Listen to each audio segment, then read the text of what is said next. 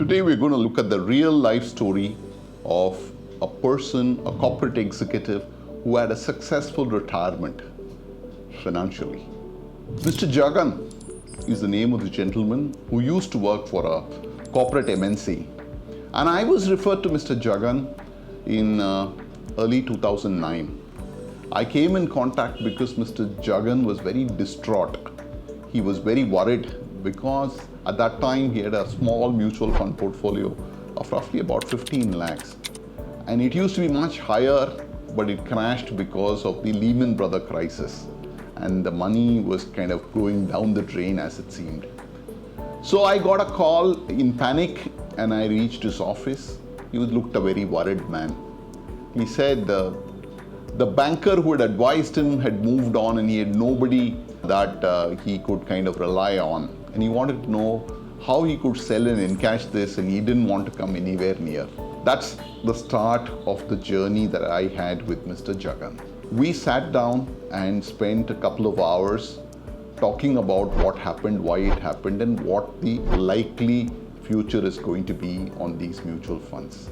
I explained that there have been many instances in the past when things have gone south for all the right and the wrong reasons, but eventually only to recover. I told him that he needs to look at it more long term and with a lot more patience. After the initial agitation, he slowly came around to being a little bit more patient and listening.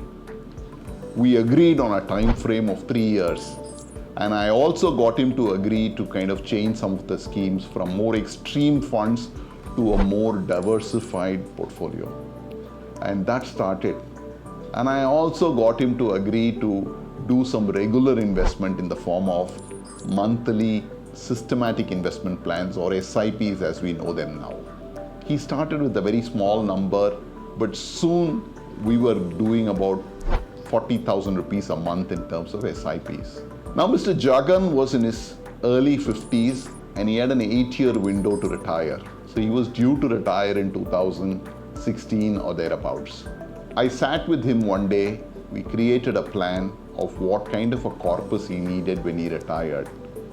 And lo and behold, in no time, 2016 of June came and he retired. And at that point in time, his corpus of his portfolio was about 1.75 crores, not a very small sum.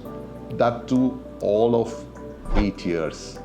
And from a very, very poor portfolio thought process to a more substantiative number in things. But the journey was not over. He had just retired from a private sector. He also got his final retirals amounting to almost 1 crore rupees. He was worried, obviously, about the next 10 years, the future. And that's when we sat down and we created a portfolio. 50% of the money we designed to be in pure, safe debt instruments, and 50% we continued to park in equity to take advantage of the market. We did bonds. Those were times when you had lovely tax-free bonds that the government had floated, and we put in as much as we could. Almost 1 crore of his portfolio was in tax-free bonds, and they were generating anywhere between 8.5% to 9% thereabouts, free of tax. And since he was in the highest tax bracket, it made a whole lot of sense for us to be there. The rest of the money, we put it into debt mutual funds and bonds and stuff like that, where he got a steady stream of cash flows.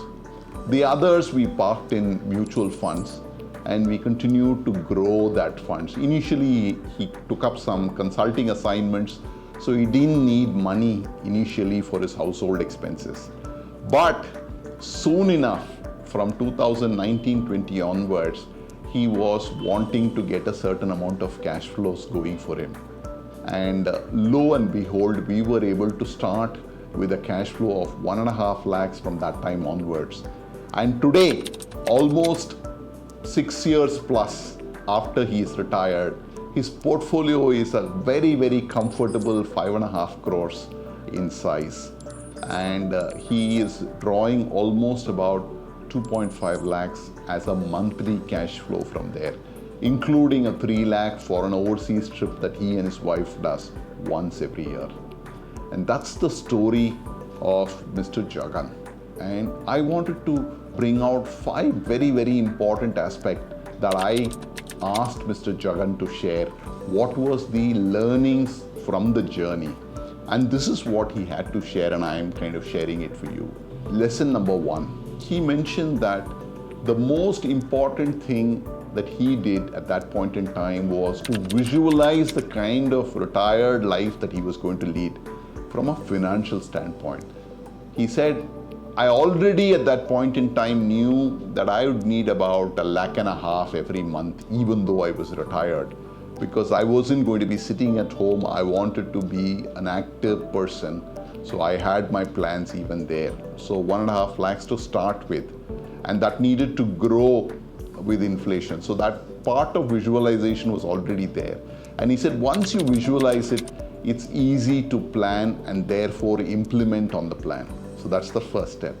Second, he said, very important to focus a decade ahead every time. He said, when I was 50, I was focused on what I would want by the time I reached 60.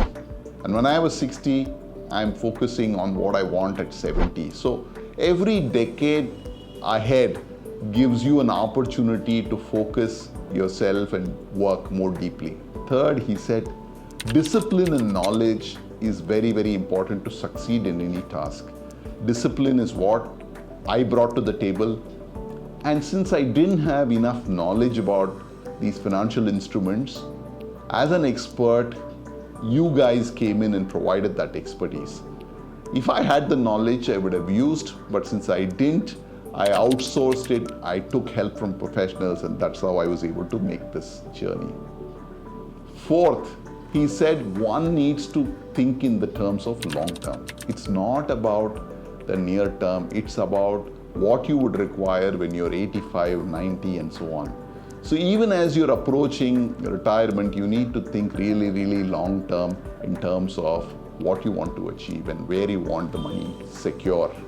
Last but not the least, he said, investments that generate high returns are going to be volatile. There is no way of escaping that. But he mentioned that it's important to trust professionals who are doing their job and leave the volatility to them because they know best. As retirees, it's important to keep busy doing something or the other rather than get worried about stock markets. Those are the 5 tips that Mr. Jagan said kept him abreast and kept him happy in his retired life. That's what I thought I would share with you today.